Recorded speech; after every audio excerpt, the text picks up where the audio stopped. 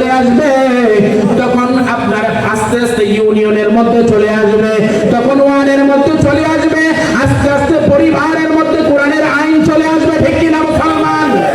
দুনিয়ার মুসলমান, যখন আপনি কোরআন দিয়ে আপনার পরিবারটা চালাবেন, আপনি যখন কোরআনের আইন দিয়ে আপনার পরিবার চালাবেন, চালানোর পরে তখন আপনার মাঝে কোরআনের আইন চালু হয়ে গেলে আপনার বিবি আর বেপরদায় থাকবেন, আপনার বিবি আর বেপরদায় চলবে না। যখন কোরআনের আইন চালু হয়ে যাবে, তখন আপনার ছেলে আর ইয়াবাখোর হবে না। ঠিক কিনা মুসলমান? আপনার ছেলে আর গাঁজাখোর হবে না। ও দুনিয়ার মুসলমান ইমানদার, কোরআনের আইনটা যখন চালু হয়ে যাবে, তখন মানুষের একটাই ভয় থাকবে, আমি আমার আল্লাহ তাআলাকে কিভাবে পাবো। ঠিক কিনা? আমার আল্লাহ বলেন, ফামান তাবিআ হুদায়া ফালা খাউফুন আলাইহিম ওয়ালা হুম ইয়াহজানুন। আমার আল্লাহ তাআলা বলেন, কোন দেশের মধ্যে যদি যেই বান্দা কোরআনের আইনটা সামাজিক জীবনে মানবে, রাষ্ট্রীয় জীবনে মানবে, পারিবারিক জীবনে মানবে, তার জন্য কোনো ভয় নাই, কোনো চিন্তা নাই, কোনো পেরেশান নাই। ঘোষণাটা কার? আরে জবান খুলে বলুন। মুসলিম শরীফের বর্ণনা বলছে, কোন দেশের মধ্যে যদি কোরআনের আইন চালু হয়ে যায়, ওই দেশের সরকার যদি কোরআনের আইন মতো দেশ চালায়, ওই দেশের মধ্যে চুরি হওয়ার কোনো সম্ভাবনা থাকবে? ওই দেশের মধ্যে ডাকাতির কোনো সম্ভাবনা থাকবে? ওই দেশের মধ্যে কোনো জেনা থাকবে? ও দুনিয়ার মুসলমান ইমানদার, কারণ হলো কোরআন দিয়ে যখন আপনার রাষ্ট্রটা চলে যাবে, কোরআন দিয়ে যখন আপনার রাষ্ট্র চলবে, সমাজ চলবে, পরিবার চলবে, তখন তিনি জানবেন, আমি যদি চুরি করি আমার হাত কেটে দেওয়া হবে। ঘোষণা কার? আমি যদি জেনা করি পাথর মেরে আমাকে বিদায় করে দেওয়া হবে। ঘোষণাটা কার? তখন মানুষ চিন্তায় হয়ে যাবে, আমি এই দুনিয়ার জমিনে কোরআনের বাইরে আর যাব? কোরআনের বাইরে গেলে আমার চলার মতো কোনো রাস্তা থাকবে? তখন মানুষের চিন্তা হয়ে যাবে, শুধু একমাত্র আমার আল্লাহ তাআলাকে কিভাবে পাবে? আমার আল্লাহ তাআলাও তো নিজে বলে দিয়েছেন, ও বান্দা, আমার আল্লাহ তাআলাকে পাওয়ার জন্য তুমি আমার কোরআন খোলো। আল্লাহু আকবার। আমার আল্লাহ তাআলা বলেন, ইয়া আইয়ুহাল্লাযীনা আমানু হাল আদুল্লুকুম আলা তিজারাতিন তুনজিকুম মিন আযাবিন আলীম। আমার আল্লাহ তাআলা বলেন, ইয়া আইয়ুহাল্লাযীনা আমানু, হে ঈমানদারগণ। কাকে বলেছেন? ঈমানদারদেরকে। এখন প্রশ্ন হলো, এটা কিন্তু একটা ক্লাস, আমি একটা কথা কোরআনের বাইরে বলছি, একটা ক্লাস। আপনি সুন্দর করে এখানে বুঝতে হবে, এটা বাবার কিচ্ছা নিয়ে আমি এখানে বসে নাই, আমি কোনো বিভিন্ন কিচ্ছা নিয়ে এখানে বসে নাই। কোরআন তো কোরআন দিয়ে কথা হবে ইনশাআল্লাহ। দুনিয়ার মুসলমান, আমার আল্লাহ এখানে বলছেন, ইয়া আইয়ুহাল্লাযীনা আমানু, হে ঈমানদারগণ। এখন প্রশ্ন হলো, ঈমানদার কারা? আল্লাহ তাআলা বলেন, এখন ঈমানদার কারা এটা তোমরা বিবেচনা করো। এখন আমার প্রশ্ন হলো, আমরা দুনিয়ার সব কাজ ছেড়ে দিয়ে আমরা এখানে জান্নাতের বাগানে আসতে পেরেছি। আমরা ছেলের মায়া করলাম না, বিবির মায়া করলাম না, সম্পদের মায়া করলাম না, কোনো কিছুর মায়ায় তো আমি করলাম না। সব মায়া ছেড়ে দিয়ে যেহেতু জান্নাতের বাগানে আসতে পেরেছি, আমি আর আপনি দাবি করতে পারি আমি আপনি ঈমানদার। আল্লাহু আকবার। তাহলে বোঝা যায় কথাটা আমাকে আর আপনাকে বলছেন, ঠিক না? ইয়া আইয়ুহাল্লাযীনা আমানু, হে ঈমানদারগণ, হাল আদুল্লুকুম আলা তিজারাতিন তুনজিকুম, আমি কি তোমাদেরকে এমন একটা আমল শিক্ষা দেব না? আমি কি তোমাদেরকে এমন একটা ব্যবসা শিক্ষা দেব না?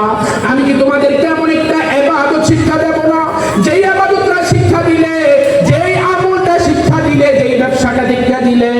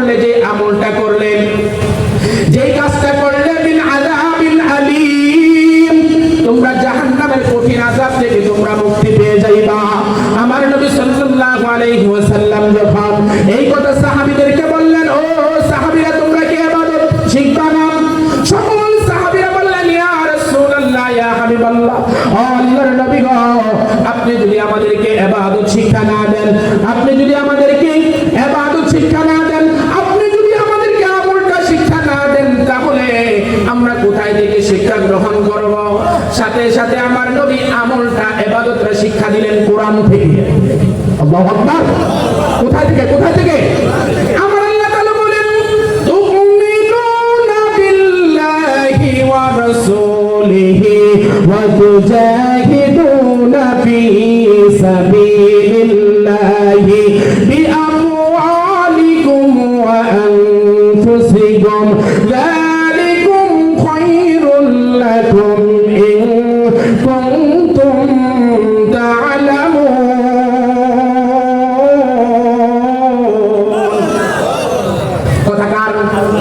আরো জবান খোলেন। আল্লাহ তাআলা বলেন তুমিনুনা বিল্লাহি, সর্বপ্রথম ঈমান আনতে হবে কার প্রতি? আরো জোরে বলেন না। এই আয়াত থেকে তিনটা পয়েন্ট বের হয়েছে। কয়টা পয়েন্ট? এই কথা বলতে হবে, কয়টা পয়েন্ট?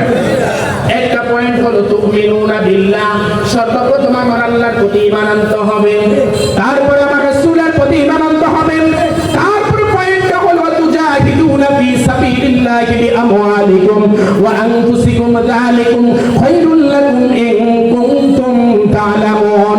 আমি যে তোমাদেরকে জান দিয়েছি, আমি যে তোমাদেরকে মাল দিয়েছি, এই জান এবং মাল দিয়ে আমার আল্লাহ তাআলার দ্বীন কায়েম করার জন্য জিহাদ করতে হবে। কার কথা? দুনিয়ার মুসলমান ইমানদার, তিনটা পয়েন্ট। সর্বপ্রথম তুমিনুনা বিল্লাহ, আমার আল্লাহর প্রতি ঈমান আনতে হবে। দুনিয়ার মুসলমান, আমার আল্লাহ তাআলার প্রতি তুমি ঈমান আনছো, কিন্তু ঈমান আছে না নাই তুমি বুঝবা কি করে? কিন্তু আমার আল্লাহ তাআলার প্রতি ঈমান আনবা, এটা বললেই হবে না। আমার আল্লাহর প্রতি ঈমান আনা মানে হলো আমার আল্লাহর প্রত্যেকটি আইনের প্রতি বিশ্বাস করা, ঠিক না? তাহলে জমিনটা কার? এই কথা বলতে হবে, কার? কার কথাই চলবে? তাহলে আপনি যদি আল্লাহর প্রতি ঈমান আনতে হন, ঈমান আনেন, তাহলে এই জমিনটাও আমার আল্লাহর কথা অনুযায়ী চালাতে হবে, ঠিক না? এই জমিনটা আপনি আল্লাহর অনুমতি দিয়ে চালাতে হবে।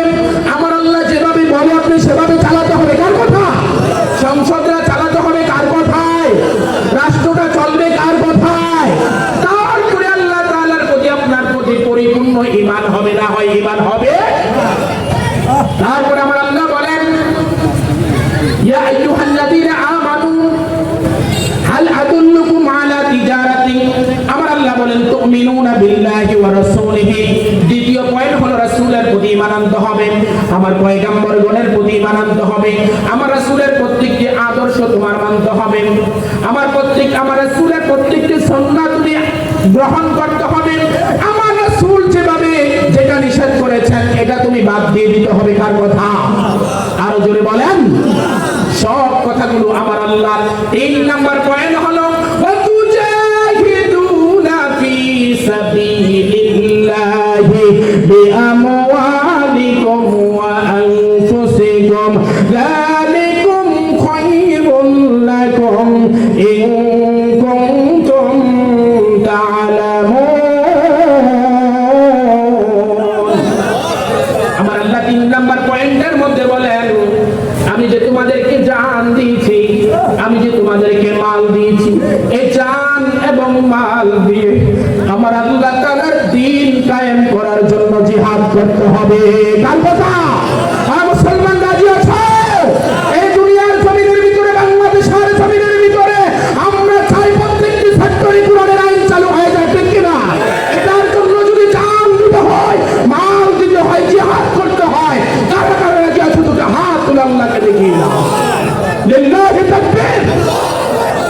আল্লাহ তাআলা আমাদের সকলকে কোরআনের জন্য কবুল করে, বলছে আমিন। দুনিয়ার মুসলমান, তারপরে আমার আল্লাহ কি বলছেন শুনেন। যদি তুমি এই 3টা আমল যদি তুমি সঠিকভাবে করতে পারো, আমার আল্লাহর প্রতি যদি তুমি ঈমান আনতে পারো, আমার রাসূলের প্রতি যদি পরিপূর্ণভাবে ঈমান আনতে পারো, আর যদি তুমি দ্বীন কায়েম করার জন্য যদি তুমি চেষ্টা করো, জিহাদ করো, তখন দুনিয়ার জমিনের ভিতরে তোমার শত্রু বেশি হয়ে যাবে। কার কথা? শত্রু বেশি হয়ে যাবে। কারণ ভালো কাজের শত্রু আছে না নাই? এই কথা বলতে হবে, ভালো কাজের শত্রু আছে না নাই? যখন তুমি এই 3টা আমল পরিপূর্ণভাবে করবা, তখন তোমার শত্রু বেড়ে যাবে, তখন তোমার দুনিয়ার জমিনে হামলা হয়ে যাবে তোমার পক্ষে, মামলা হয়ে যাবে তোমার পক্ষে, তুমি ফাঁসির কাষ্ঠের মধ্যে ঝুলতে হবে। একবার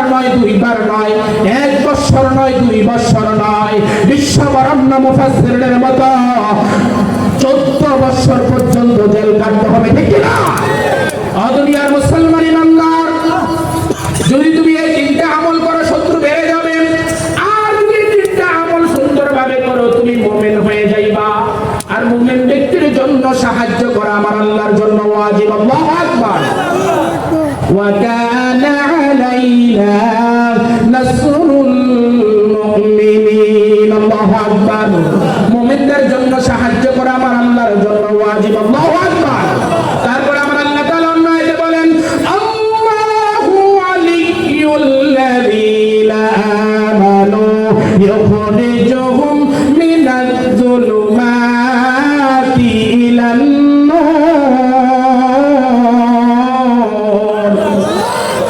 ও দুনিয়ার মুসলমান, আমার আল্লাহ বলেন, আল্লাহু ওয়ালিয়ুল্লাযীনা আমানু, যারা দুনিয়ার জমিনে যাওয়ার পরে ঈমান এনেছে, ঈমানের দাবি করেছে, আমি আল্লাহ তাআলা তাদেরকে বন্ধু হিসাবে কবুল করে নিয়েছি। আল্লাহু আকবার। ইউখরিজুহুম মিনাজ-যুলুমাতি ইলান-নূর, আমি আল্লাহ তাআলা আমার মুমিনদেরকে অন্ধকার থেকে আলোর দিকে নিয়ে যাই। কার কথা? ও দুনিয়ার মুসলমান ইমানদার, তাহলে আমরা কোরআনের পক্ষে থাকতে রাজি আছি না নাই? আমার আল্লাহ তাআলা বলেন, ও বান্দা শুনে নাও, তুমি যদি নিজেই হেদায়েতের উপরে থাকতে চাও তুমি কোরআন দিয়ে কথা বলো। কার কথা? আল্লাহ নবী সাল্লাল্লাহু আলাইহি সাল্লাম তিনি বললেন, তুমি যদি নিজে হেদায়েতের উপরে থাকতে চাও, ওয়ামান দাআ ইলাইহি হাদা, তুমি যদি নিজেই হেদায়েতের উপরে থাকতে চাও তুমি কোরআন দিয়ে কথা বলো। আল্লাহু আকবার। তিরমিজি শরীফের বর্ণনা বলছি, মান ইত্তাবাআল হুদা বিগাইরিল কুরআন আদাল্লাহুল্লাহ, কোন বান্দা যদি কোথাও হেদায়েতের নিয়তে যায়, যদি যাওয়ার পরে যায় দেখে কোরআনের আইন নাই, কোরআনের বিধান নাই, আমার নবীর আদর্শ নাই, আমার নবীর সুন্নাতের তরিকা নাই, যদি বান্দা ওই জায়গায় হেদায়েতের নিয়তেও যদি যায়, আমার আল্লাহ দায়িত্ব নিয়ে ওই বান্দাকে গোমরা বানায় দেয়। বলে নাউজুবিল্লাহ। আলেম ওলামা এখানে আছে, আদাল্লাহ ইউদিল্লু, বাবি ফাল থেকে এসেছেন। যখন বাবি ফাল থেকে কোনো শব্দ আসে তখন এটার বাংলা অর্থ হয়ে যায়, যদি বান্দা হেদায়েতের নিয়তেও যদি যায়, তাহলে যদি ওই জায়গা যায় যদি দেখে কোরআনের আইন নাই, কোরআনের বিধান নাই, আমার নবীর আদর্শ নাই, আমার নবীর সুন্নাত নাই, আমার আল্লাহ তাআলা দায়িত্ব নিয়ে ওই বান্দাকে গোমরা বানিয়ে দেয়, ঠিক কিনা? তাহলে কোরআন আছে যেখানে আমরা আছেন, এই কথা বলতে হবে, কোরআন আছে যেখানে, আরো যারা বলেন কোরআন আছে যেখানে। দুনিয়ার মুসলমান, এই দুনিয়ার জমিনে তাহলে আমরা যতগুলো এই দুনিয়ার জমিনে দল আছে, বিশেষ করে বাংলাদেশের জমিনে যতগুলো দল আছে আমরা মানি, কিন্তু যেই দলের মধ্যে কোরআন নাই ওই দলে আমরাও, এই কথা বলতে হবে, আমরাও। যেই দলের মধ্যে কোরআন নাই, যেই দলের মধ্যে আমার নবীর আদর্শ নাই, যেই দলের মধ্যে আমার নবীর সুন্নাত নাই, ওই দলের প্রতিষ্ঠাতা যদি আমার বাবাও হয় ওই দলের মধ্যে আমিও। এই জন্য কোরআন আছে যেখানে আমরা আছেন, কারণ হলো কোরআনটা এই দুনিয়ার জমিনের কিতাব না, কোরআনটা আসমানি কিতাব। কার কিতাব? এই কোরআনের বাড়ি কোথায়? বাল হুয়া কুরআনুম মাজিদুন ফি লাউহিন মাহফুজ। দুনিয়ার জমিনের মধ্যে কোরআনের বাড়ি নয়, খুলনার জমিনের মধ্যে কোরআনের বাড়ি নয়, কুমিল্লা জেলার মধ্যে কোরআনের বাড়ি নয়, এই কোরআনটা এসেছে লাউহে মাহফুজ থেকে। আল্লাহু আকবার। দুনিয়ার মুসলমান, কোরআনটা কেউ লিখে নাই, কোরআনের লেখক। এই কথা বলতে হবে কে? এই কোরআনটা এই দুনিয়ার জমিনের কিতাব নয়, এই কোরআনটা হলো আসমানি কিতাব। তার প্রমাণ হলো দুইটা। কয়টা? কথা বলতে হবে, কয়টা? দুইটা কিতাব, দুইটা প্রমাণ। এক নাম্বার প্রমাণ হলো দুনিয়ার জমিনের ভিতরে আপনি যত বই পড়েন যতই পড়েন না কেন, যত কিতাব পড়েন না কেন, যত পুস্তক পড়েন না কেন, একবার পড়লে আর দ্বিতীয়বার পড়তে মন চায়। কিন্তু আল্লাহ তাআলা যেই কোরআনটা নাজিল করে দিয়েছেন, ওই কোরআনটা জন্মের পর থেকে মৃত্যুর আগ পর্যন্ত পড়লে এটার মজা কমবে। এটা হলো 1 নম্বর প্রমাণ। 2 নম্বর প্রমাণ হলো দুনিয়ার জমিনের ভিতরে যত লেখক আছে, যত পুস্তকার আছে, যে যতই বই লেখক, যতই কিতাব লেখক, যত কিছুই লেখক না কেন, কিতাবের প্রথমে বলে দেয় এই কিতাবের মধ্যে যদি কোনো ভুল ধরতে পারেন ধরে দিবেন, আগামীতে সংশোধন করে দেব, ঠিক না? কিন্তু আমার আল্লাহ তাআলা যেই কিতাবটা নাজিল করে দিয়েছেন, কিতাবের প্রথমে আমার আল্লাহ তাআলা বললেন যালিকাল কিতাবু লা রাইবা ফিহি। আমি আল্লাহ এমন একটা কিতাব নাজিল করলাম, আমি আল্লাহ এমন একটা কোরআন নাজিল করলাম যেটার মধ্যে কোনো সন্দেহ নাই, কোনো সন্দেহের অবকাশ। ও দুনিয়ার মুসলমান, যেই কিতাবের মধ্যে সন্দেহ নাই, যেই কিতাবের মধ্যে সন্দেহের অবকাশ নাই, আমরা চাই এই কিতাবের আইন প্রত্যেকটি সেক্টরে সেক্টরে চালু হয়ে যান। ঠিক কিনা মুসলমান? আমরা কোরআন পড়বো, আমরা কিন্তু এখন কোরআন পড়ি না। আর মাহফিলে যখন আমরা কথা বলা শুরু করি, ওই বাবার কাহিনী, ওই বাবার কিচ্ছা, পীর বাবার কাহিনী, এই কিচ্ছা সেই কিচ্ছা আমরা শুরু করে দেই। আল্লাহ নবী বলেন মান ক্বালা বিল সাদাকা, যারা কোরআন দিয়ে কথা বলে তারাই সত্য কথা বলে। সুবহানাল্লাহ। তাহলে আমরা কোরআন দিয়ে কথা বলার জন্য সবসময় চেষ্টা করি। কারণ হলো কোরআনটা যেই জায়গায় লাগে তার সম্মান বাড়িয়ে দেন কে? এই কথা বলে সম্মান বাড়িয়ে দেন কে? আপনি দেখেন 2টা প্রমাণ। কোরআন শরীফের মধ্যে আমরা যখন একটা গিলাফ লাগাই, এই কাপড়টার দাম হলো অল্প কিছু টাকা, এটা বয়েল কাপড়, মাত্র 30 টাকা, 40 টাকা, 50 টাকা বাজার, ঠিক না? কিন্তু যখন এই গিলাফটা আমার পায়ে লেগে যায়, এটা আমি সম্মান করি, এটাকে আমি চুমু করি, এটাকে আমি চুমু খাই, এটাকে আমি সালাম করি। কারণটা কি জানেন? এই কাপড়টা আমার আল্লাহর কালামের মধ্যে লেগেছে, এজন্য এটার সম্মান বাড়িয়ে দিয়েছেন কেন? দুনিয়ার মুসলমান, এই কাপড়টা আমার আল্লাহর কোরআনের মধ্যে লাগার পরে তার সম্মান বেড়ে গেল, তার ইজ্জত বেড়ে গেল। কিন্তু শুনে রাখো, আমি যেই চেহারের মধ্যে বসলাম, এটার মধ্যে পা লাগায় রাখলাম, কিন্তু এটাকে আমি সালাম করি। কিন্তু মাত্র 50 টাকা 60 টাকা একটা কাঠের রেল, যে রেলটার মধ্যে আমি কোরআন রাখি, ওই রেলটা যখন আমার পায়ে লেগে যায়, এটাকে আমি সম্মান করি, এটাকে আমি ইজ্জত করি, এটাকে আমি চুমু দেই। মুসলমান, ঠিক কিনা? এই 5000 টাকা চেয়ারের দাম বাড়ে নাই, এই 5000 টাকা সোফার দাম বাড়ে নাই, কারণ এটা কোরআনের সাথে লাগে। কিন্তু আমার আল্লাহ তাআলার কোরআনটা মাত্র 50 টাকা 100 টাকা রেলের মধ্যে রাখার পরে এটার দাম বেড়ে গেছে, এটাকে পাও লাগার সাথে সাথে আমি চুমু খাই, ঠিক কিনা? ও মুসলমান ইমানদার, 50 টাকা কাপড়ের দাম যদি চুমু খাই কোরআনের সাথে লাগার কারণে, 100 টাকা কাঠের রেলের মধ্যে যদি আমি চুমু খাই কোরআনের সাথে লাগার কারণে, বলুন তো আমি আর আপনি যদি কোরআন পড়ি, কোরআন অনুযায়ী যদি আমল করি, আমার আর আপনার সম্মান বাড়িয়ে দিবেন কেন? আরো জবান খুলে বলেন, কোরআন পড়তে রাজি আছেন না নাই? ও দুনিয়ার মুসলমান, কোরআনকে সম্মান করবেন, আপনাকে সম্মান বাড়িয়ে দিবেন কে? হযরত বিশর হাফি রাহমাতুল্লাহি আলাইহি, আল্লাহর একজন ওলি, আল্লাহর একজন বুজুর্গ বান্দা। বিশর হাফি রাহমাতুল্লাহি আলাইহি, তিনি একজন মদখোর ছিলেন। কি খোর? এই কথা বলেন, কি খোর? মদ খাওয়া হারাম না হালাল? কথা বলেন। তিনি একজন মদখোর ছিলেন। সব সময় তার মাকে মদের টাকার জন্য খুব বিরক্ত করতেন, সব সময় তার মাকে নির্যাতন করতেন টাকার জন্য, সব সময় মদের আড্ডায় যাইতেন। আর বিশর হাফি রাহমাতুল্লাহি আলাইহির মা সব সময় আমার আল্লাহর কাছে দোয়া করতেন, ও মালিক, তুমি আমার বিশরকে কবুল করে নাও, খাদেম বানাইয়া দাও। মায়ের দোয়া কোনোদিন বিফলে যায় না। একদিন বিশর হাবিব রহমাতুল্লাহি আলাইহি বন্ধুদের সাথে মদ খাওয়ার জন্য মরুভূমির মধ্যে রওনা হলেন। রাস্তার মধ্যে একটি কাগজ পেয়েছেন।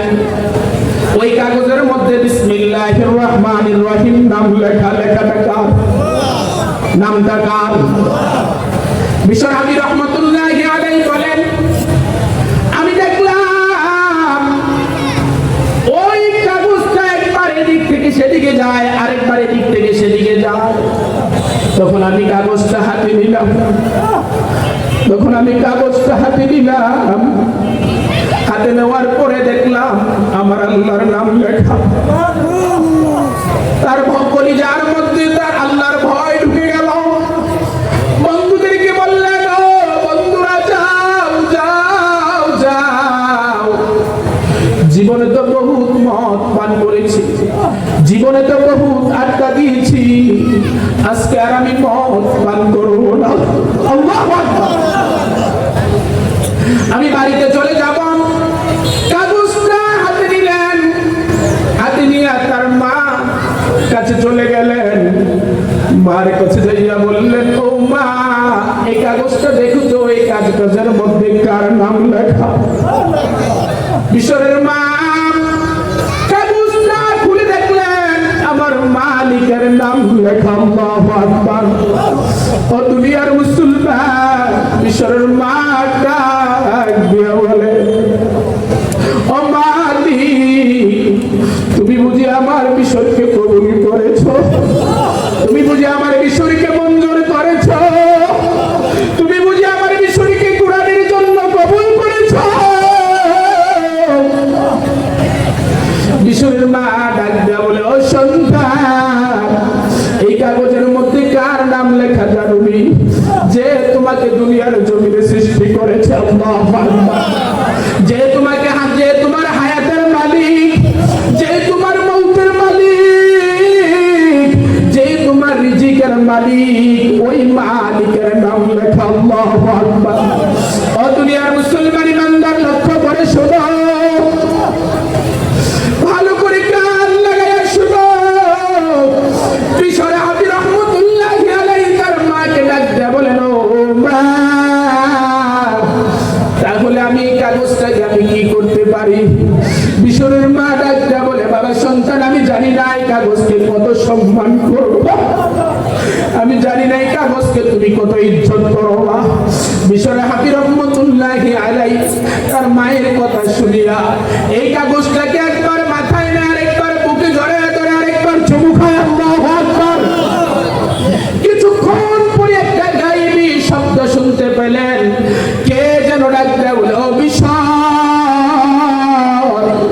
তোমার নামটা এখন আর মদখোরের জায়গায় নাই, তোমার নামটা এখন আর মদখোরের জায়গার মধ্যে নাই।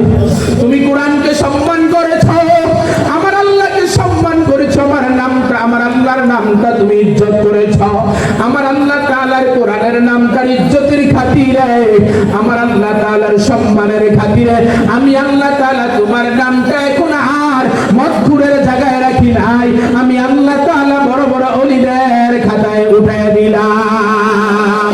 আউলিয়ারা কান ইউকবা ইখতিয়ার, জাহেলারা কান দুনিয়া ইখতিয়ার, মাইলে মোমেন সোয়ে মোমেন মিশাওয়াদ, মাইলে কাফের সোয়ে কাফের মিশাওয়াদ। এজন্য কোরআনকে সম্মান করার দরকার আছে না নাই?